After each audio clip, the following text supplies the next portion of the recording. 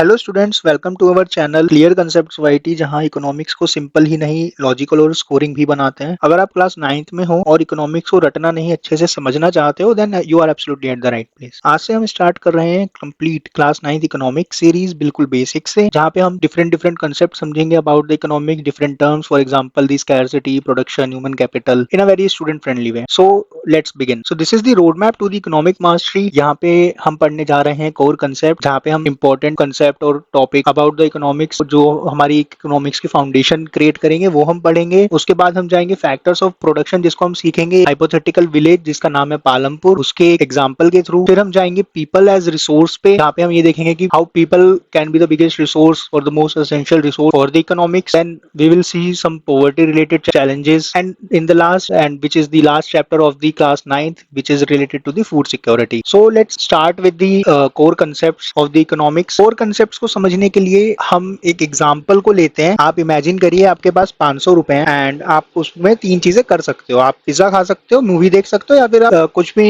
Shopping कर सकते हो। फॉर एग्जाम्पल आपने कोई एक नया टी शर्ट लेना है, लेकिन क्या आप 500 में सब कुछ कर पाओगे? आपका आंसर होगा नहीं। क्यों? क्योंकि 500 एक लिमिटेड रिसोर्स है। तो अब आप क्या करोगे उस केस में? आप कोई एक ऑप्शन को सिलेक्ट करोगे, एंड जैसे ही आप किसी एक ऑप्शन को सिलेक्ट करोगे, बाकी ऑप्शन सैक्रिफाइस हो जाएंगे। यहीं से इकोनॉमिक्स शुरू होती है। सो सबसे पहले हम ये पढ़ते हैं इकोनॉमिक्स क्या होती है, इकोनॉमिक्स की डेफिनेशन क्या है। जैसा कि आप स्क्रीन पे देख रहे हैं, economics is the study of how people use limited resources to satisfy unlimited wants. यहाँ पे इस डेफिनेशन में ही इकोनॉमिक्स का पूरा बेस छुपा है। यहाँ पे हम पढ़ेंगे study of how people use limited resources, that means we have limited resources. जो भी हम चीज अचीव करना चाहते हैं, जो भी हमारे पास एक रिसोर्स है, वो कुछ भी हो सकता है। फॉर एग्जांपल जैसे लैंड हो गया, मनी हो गया, हमारे वाले एग्जांपल में वो हमारे पास लिमिटेड है। बट जो हमारी वांट्स है, जैसे जो भी हम कुछ करना चाहते थे, हम मूवी देखना चाहते थे, पिज्जा खाना चाहते थे, वो सारी हमारी वांट्स है, जो कि हमारी अनलिमिटेड है। So this is the definition of the economics, study of how people use limited resources to satisfy unlimited wants. इसको थोड़ा और इजी वे में समझते हैं। हम सबके डिजायर्स अनलिमिटेड होती हैं। फॉर एग्जाम्पल आपको बेटर फोन चाहिए, आपको हो सकता है बेटर शूज चाहिए, या फिर बेटर मार्क्स चाहिए हमारे एग्जाम, हो सकता है आपको बेटर लाइफस्टाइल चाहिए हो, आप चाहते हो आप एक अच्छा सा घर लो, आप चाहते हो गाड़ी लो। तो अगर आपको लेकिन सब कुछ मिल भी जाए, फिर भी आप कुछ और चाहोगे, इसका मतलब है कि हम कहीं पे भी सेटिस्फाइड नहीं है। इसको बोलते हैं अनलिमिटेड वांट्स। अब प्रॉब्लम क्या आती है? प्रॉब्लम ये है कि रिसोर्सेज तो लिमिटेड ही है हमारे पास, बट हम बार बार ये कह रहे हैं कि रिसोर्सेज लिमिटेड है, रिसोर्सेज लिमिटेड है, बट रिसोर्सेज होते क्या है? जो भी चीजें हम कोई भी गुड्स या सर्विसेज बनाने के लिए यूज करते हैं, वो हमारे रिसोर्सेज होते हैं। कोई भी गुड्स या सर्विसेज, फॉर एग्जांपल लैंड। एक फैक्ट्री का एग्जांपल लेते हैं। एक फैक्ट्री को पूरा सेटअप करने के लिए हमें लैंड चाहिए, राइट? उस लैंड पर उस फैक्ट्री में काम करने के लिए लेबर चाहिए, उस पूरी फैक्ट्री को सेटअप करने के लिए मनी चाहिए, फैक्ट्री के अंदर इंस्टॉल करने के लिए मशीन्स चाहिए, और हमें ये सब कुछ करने के लिए टाइम चाहिए। ये सारी ही चीजें हमारे रिसोर्स होती हैं। So if we understand from the definition that production requires inputs like the land, labour and capital to satisfy our various needs and desires. So ये होते हैं रिसोर्सेज। एक और एग्जांपल से समझते हैं। दिन में सिर्फ 24 घंटे होते हैं, राइट? अगर आप 3 घंटे इंस्टाग्राम यूज कर रहे हो, वो टाइम कभी वापस तो नहीं आता। तो टाइम एक लिमिटेड रिसोर्स है, पेट्रोल एक लिमिटेड रिसोर्स है, फ्रेश वाटर लिमिटेड रिसोर्स है। इसी वजह से हमें चॉइस करनी पड़ती है, और इकोनॉमिक्स इसी चॉइस की स्टडी है। नेक्स्ट इंपॉर्टेंट टॉपिक आता है जो काफी बार इकोनॉमिक्स में यूज होगी, known as scarcity. So scarcity का मतलब होता है रिसोर्सेज का लिमिटेड होना कंपेयर टू अवर वांट्स। सो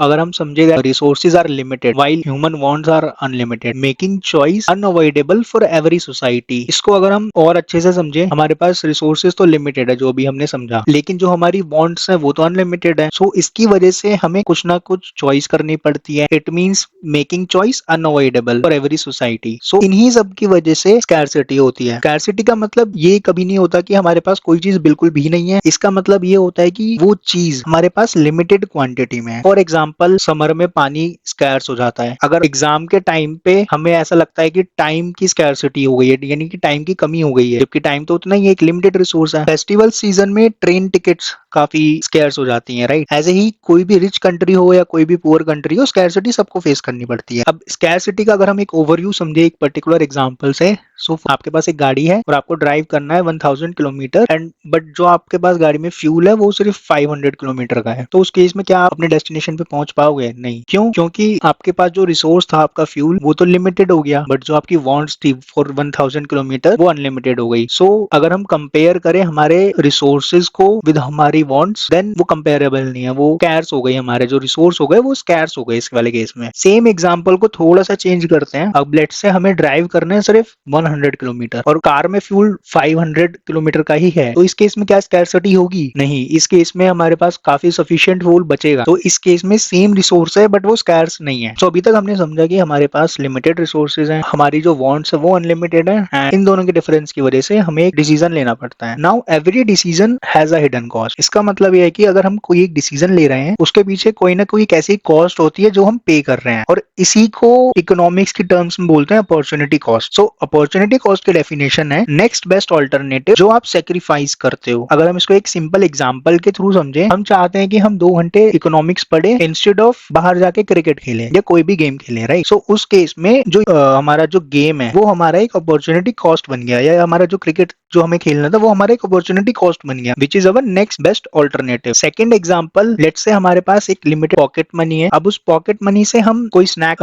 खा सकते हैं या फिर हम कोई एक गेम खेल सकते हैं, राइट? सो इस केस में हमें चॉइस करनी पड़ी, right? So limited resource forces us to make choices. एक और एग्जांपल लेते हैं। गवर्नमेंट ने डिसाइड किया हाईवे बनाएगी, राइट? बट गवर्नमेंट उन पैसों से एक हॉस्पिटल भी तो बना सकती थी। सो यहाँ पर हॉस्पिटल हमारा अपॉर्चुनिटी कॉस्ट बन गया, राइट? सो अपॉर्चुनिटी कॉस्ट हमें बताता है कि डिसीजन लेने का हिडन कॉस्ट क्या है। और याद रखो, अपॉर्चुनिटी कॉस्ट सिर्फ पैसा नहीं होता, टाइम भी हो सकता है, रिसोर्स भी हो सकता है। सो इकोनॉमिक्स हर जगह है, और इकोनॉमिक्स ही हमें ये बताता है कि हम ऐसी सिचुएशन में कैसे वो ऑप्शन को सिलेक्ट कर सकते हैं जिससे हमें सबसे ज्यादा बेनिफिट होगा। तो that is economics helps us pick the option with the highest benefit, which is also known as rational decisions. अब हम देखते हैं क्लास 9th में हम क्या क्या पढ़ने वाले हैं। सो क्लास 9th का सिलेबस 4 चैप्टर्स में डिवाइडेड है, जिसमें पहला चैप्टर आता है हमारा विलेज पालमपुर के बारे में, जहाँ पे हम ये देखेंगे कि प्रोडक्शन क्या होता है, और 4 फैक्टर्स ऑफ प्रोडक्शन के बारे में जानेंगे, जिसमें हमारा इंक्लूड होता है land, which is the like any natural resources provided by nature and used in the production. उसके बाद जो हमारा फैक्टर आता है वो होता है labour. Labour is basically the effort and the work put in by the people which can be skilled और नॉन स्किल्ड। थर्ड फैक्टर आता है फिजिकल कैपिटल, जिसमें हमारे tools, machines, buildings, raw material and even money, जिसको हम working capital भी कहते हैं, ये सारी चीजें इंक्लूड होती हैं। और जो लास्ट और एक मोस्ट इंपॉर्टेंट फैक्टर आता है वो आता है ह्यूमन कैपिटल का। सो बाकी 3 फैक्टर्स को एक साथ लाने के लिए हमें नॉलेज चाहिए होगी, राइट? सो वो नॉलेज है ह्यूमन के पास, तो ह्यूमन कैपिटल, दैट्स व्हाई इसका नाम है। एंड इसकी डेफिनेशन अगर हम देखें तो the knowledge and enterprise needed to put all the 3 factors together productively is known as human capital. Palampur में आगे हम ये जानेंगे इस विलेज के फार्मर्स ने कैसे मॉडर्न फार्मिंग ग्रोथ्स को अपनाया है, कैसे उन टेक्निक्स का यूज करके उन्होंने मल्टीपल क्रॉपिंग को अपनाया है, जिसमें फार्मर्स एक ही साल में मल्टीपल क्रॉप्स को ग्रो कर सकते हैं अपने एक सेम पीस ऑफ लैंड के ऊपर, ताकि टोटल यील्ड इंक्रीज की जाए। उसके बाद हम देखेंगे ग्रीन रिवॉल्यूशन के बारे में, और लास्ट में हम ये देखेंगे कि नॉन फार्म ग्रोथ कैसे हुई है, क्योंकि एक विलेज में मेन एक्टिविटी होती है फार्मिंग, बट हम ये जानेंगे कि कैसे नॉन फार्मिंग एक्टिविटीज की वजह से विलेज पालमपुर में ग्रोथ आया। इसके बाद आता है हमारा चैप्टर 2, जिसका नाम है पीपल एज रिसोर्स। उसके अंदर हम ये देखेंगे कि कैसे पॉपुलेशन बर्डन नहीं बल्कि एक एसेट कैसे बन सकती है। यहाँ पे जो पॉपुलेशन है it is basically our human capital, जो भी हमने देखा। So how human capital is our greatest asset, जिसके अंदर हमारे पास इन्वेस्टमेंट आती है, सुपीरियर रिसोर्सेज आते हैं, स्किल फॉर्मेशन आती है, और इन सभी के बारे में डिटेल में हम देखेंगे अपनी आगे आने वाली वीडियोज में। जो थर्ड चैप्टर आता है 9th क्लास में वो है about the poverty as a challenge, जहाँ पे हम ये देखेंगे कि कैसे इंडिया कैसे पॉवर्टी को फेस कर रही है और कैसे पॉवर्टी एक चैलेंज बना है हमारे देश के लिए, और बेसिकली पुअर पॉपुलेशन क्या होती है, पॉवर्टी रेशियो क्या होता है, पॉवर्टी लाइन क्या होती है, और रूरल अर्बन एरियाज में कैसे पॉवर्टी लाइन मेजर की जाती है या फिर कैसे इनका डेफिनेशन है, वो सारी चीजें हम पढ़ेंगे हमारे चैप्टर 3 में। और जो लास्ट चैप्टर है chapter 4 which is related to the food security, so जहाँ पे हम ये देखेंगे कि कैसे 3 पिलर्स एक्ट करते हैं so that food is ensured to all the people of our nation. तो ये जो 3 पिलर्स हैं, ये पिलर्स में आते हैं हमारे availability, second is accessibility, third is affordability. अगर हम ब्रीफ में समझे तो अवेलेबिलिटी इज बेसिकली जो भी हमारा फूड है हम कैसे ये इंश्योर करें कि हमारा जो फूड है वो पूरी पॉपुलेशन के लिए काफी है। सेकंड इज एक्सेसिबिलिटी, कैसे हम ये देखेंगे कि कैसे जो हमारा फूड है वो सबको, इस नेशन के हर एक इंसान के पास वो कैसे पहुंच रहा है। Third is affordability, so basically हम ये जानेंगे कि कैसे फूड को हम ये इंश्योर कर सकते हैं कि हर कोई बंदा, चाहे वो रिच हो या पुअर हो वो उसको अफोर्ड कर पाए, यानी वो उस तक एक्सेसिबल हो, वो उसको कोई फूड की कमी ना हो। और इसी के साथ हमारा इकोनॉमिक्स का 9th का सिलेबस खत्म होता है। So are you ready for the economics exam? तो आज के सेशन में हमने मास्टर किया है इकोनॉमिक्स के बेसिक्स के बारे में। सो एग्जाम्स में आपको कैसे लिखना है, अगर आपका क्वेश्चन आता है व्हाट इज इकोनॉमिक्स, तो आपको सबसे पहले उसका डेफिनेशन लिखना है, आपको एक सिंपल एक्सप्लेनेशन उसकी लिखनी है और एक एग्जाम्पल देना है। लेट्स से अगर आपका क्वेश्चन आता है कि अपॉर्चुनिटी कॉस्ट क्या होता है, देन आप उसका डेफिनेशन लिख देना, दो एग्जांपल्स दे देना, जैसे आपने गेम का दिया था या फिर हॉस्पिटल का हमने दिया था। सो उसके बाद एक शॉर्ट में उसका कंक्लूजन ट्राई करना, हेडिंग्स का यूज करना और क्लियर पॉइंट्स लिखो, ज्यादा अननेसेसरी पैराग्राफ्स मत बनाना, जितनी क्लैरिटी रहेगी उतने ही ज्यादा मार्क्स मिलते हैं। सो एक क्विक रिकैप कर लेते हैं जो भी हमने आज के वीडियो में पढ़ा है। सो इकोनॉमिक्स स्टडी करता है लिमिटेड रिसोर्सेज का यूज, बॉन्ड्स अनलिमिटेड होते हैं, रिसोर्सेज लिमिटेड होते हैं, स्कैरसिटी प्रॉब्लम क्रिएट करती है और अपॉर्चुनिटी कॉस्ट सैक्रिफाइस होता है। ये पूरा सब्जेक्ट का बेस है। नेक्स्ट वीडियो में हम स्टार्ट करेंगे chapter 1 the story of village Palampur, वहां से इकोनॉमिक्स प्रैक्टिकल हो जाएगी। एंड अगर आज का वीडियो आपको हेल्पफुल लगा तो प्लीज वीडियो को लाइक करिए, अपने फ्रेंड्स के साथ शेयर करिए एंड चैनल को सब्सक्राइब करिए, क्योंकि हम complete class 9th economics syllabus cover कर रहे हैं और बिल्कुल सिंपल और कोरिंग वे में। मिलते हैं नेक्स्ट वीडियो में। Keep learning and keep growing. Thank you.